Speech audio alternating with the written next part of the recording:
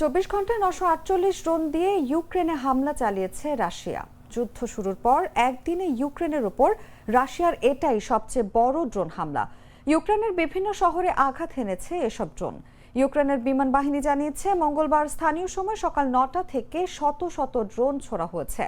দিনের বেলায় চালানো এই অস্বাভাবিক হামলায় অন্তত ৩ জন নিহত এবং কয়েক ডজন আহত হয়েছেন।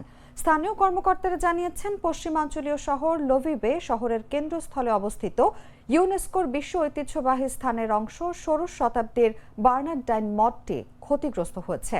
পার্শ্ববর্তী ইভানো ফ্রাঙ্কিভস্ক অঞ্চলে একটি প্রসূতি হাসপাতালও ক্ষতিগ্রস্ত হয়েছে। গেল রাতে রাশিয়ার এক হামলায় ৫ জন নিহত হওয়ার পর দফায় দফায় হামলা চালানো হয়।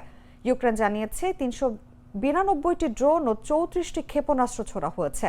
মঙ্গলবার সন্ধ্যায় এক ভিডিও ভাষণে ইউক্রেনের প্রেসিডেন্ট ভলোদিমির জেলেনস্কি বলেন, সাম্প্রতিক এই হামলার ব্যাপকতা স্পষ্টভাবে দেখিয়ে দিচ্ছে যে রাশিয়ার এই যুদ্ধ সত্যিকার অর্থে শেষ করার কোনো ইচ্ছে নেই। তবে রাশিয়ার সামরিক বাহিনী এই হামলাগুলো নিয়ে প্রকাশ্যে কোনো মন্তব্য করেনি।